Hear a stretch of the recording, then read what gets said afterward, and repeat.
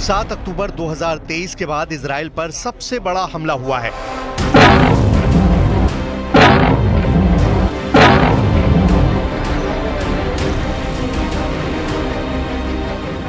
Missile attack हुआ है, rocket attack हुआ है। ऐसे वीडियो इजराइल में वायरल हो रहे हैं जिन पर हिजबुल्लाह की छाप लगी हुई है। एक साथ इतने हमलों को देखकर नेतन्याहू और उनके वॉर कैबिनेट में खलबली मच गई है, क्योंकि हिजबुल्लाह ने इजराइल के उस शहर पर हमला किया है जो आबादी के लिहाज से तेल अवीव के बाद इजराइल का दूसरा सबसे बड़ा शहर है। यह है हाइफा। हाइफा यानी इजराइल की सबसे बड़ी बंदरगाह। हाइफा मतलब इजराइल का सबसे बड़ा औद्योगिक इलाका। हाइफा मतलब डिफेंस इंडस्ट्री। हाइफा मतलब इजराइल की अर्थव्यवस्था की रीढ़।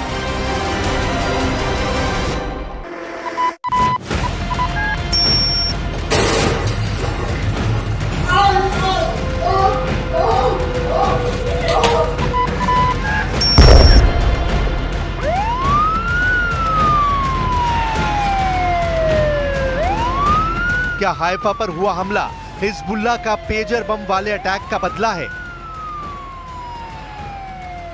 क्या हाइफा को हिलाकर इजराइल को हिजबुल्लाह ने सबसे बड़ी वार्निंग दे दी है?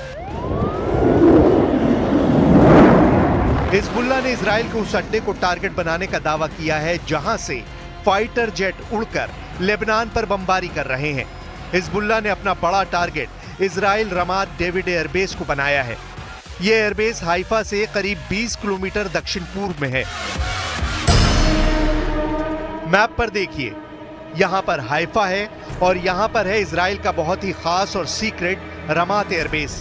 ये दोनों जगह लेबनान बॉर्डर से 70 से 80 किलोमीटर के दायरे में है।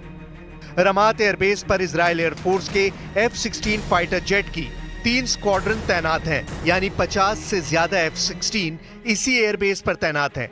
रमात एयरबेस पर इजराइल की 2 ड्रोन स्क्वाड्रन भी हैं, जिनकी मदद से दक्षिणी लेबनान में बमबारी की जाती है।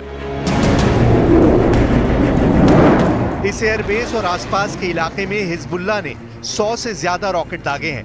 कुछ रॉकेट हाइफा में किरियात बाइली के इलाके में भी गिरे। यहां पर लगी आग से आप अंदाजा लगाइए कि हिजबुल्लाह की फायर पावर इजराइल के लिए कितनी हानिकारक है। हिजबुल्लाह का दावा है कि उसने फादी 1 और फादी 2 रॉकेट से हमला किया है। यह ऐसा रॉकेट है जिसको पहली बार इस्तेमाल किया गया है। फादी 1 220 मिलीमीटर वाले कैलिबर का रॉकेट है और उसकी रेंज 80 किलोमीटर है, जबकि फादी 2 302 मिलीमीटर कैलिबर का रॉकेट है और इसकी रेंज 105 किलोमीटर बताई जा रही है।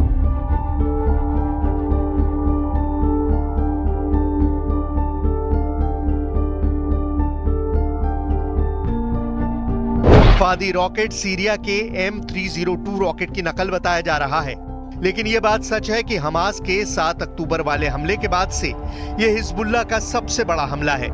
इस अटैक में इजराइल का कितना नुकसान हुआ है इस पर नेतन्याहू अभी खामोश हैं, लेकिन तस्वीरें बता रही हैं कि हिजबुल्लाह का हमला कितना खतरनाक था। क्या हिजबुल्लाह ने हाइफा पर हमला करके पेजर बम वाले अटैक का बदला ले लिया है?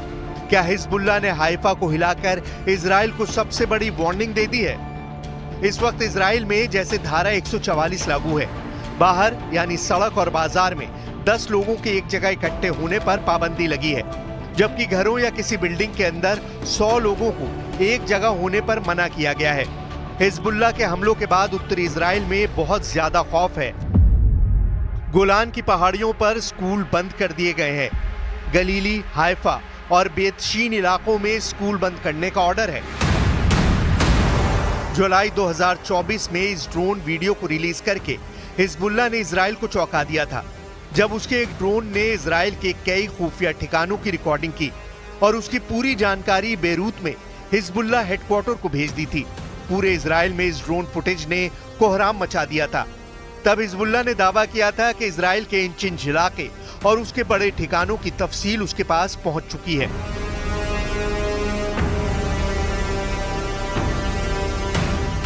وهو يعرف أنه لن يكون هناك مكان في الكيان بمنأى عن صواريخنا ومسيراتنا। हिजबुल्लाह ने इजराइल को डराने वाला वीडियो रिलीज किया तो नेतन्याहू की सरकार के हाथ पांव फूल गए।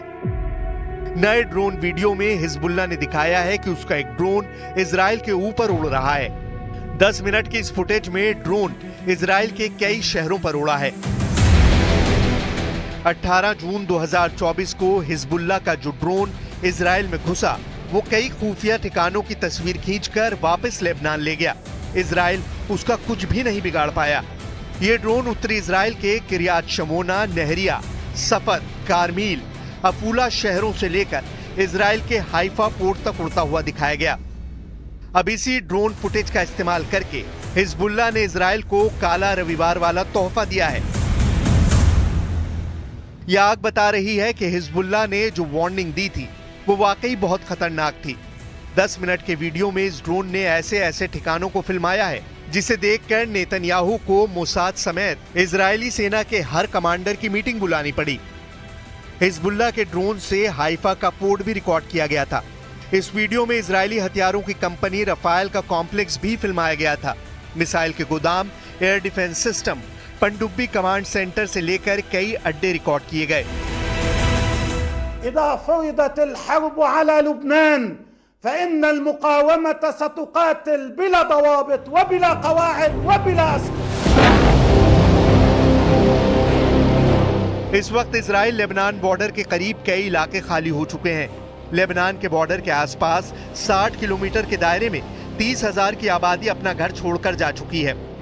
लेकिन दहशत इजराइल में भी है। उसके किरियात शमोना जैसे शहर खाली पड़े हैं। 1 लाख से ज्यादा लोग दक्षिण इजराइल की तरफ कूच कर चुके हैं। हाइफा जैसे शहर में भी डर पसरा हुआ है। अब हाइफा और आसपास हुए रॉकेट अटैक ने युद्ध का तापमान बढ़ा दिया है।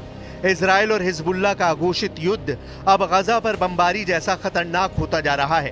12वें महीने में इजराइल पर रॉकेटबाजी और लेबनान पर बॉम्बिंग से हालात ऐसे हैं कि शायद कोई दिन गुजरता हो दोनों में से एक पक्ष हमला नहीं करता है।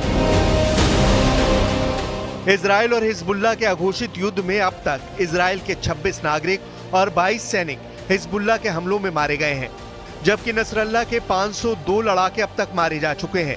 ये लेबनान के मिलिशिया को बड़ा झटका है।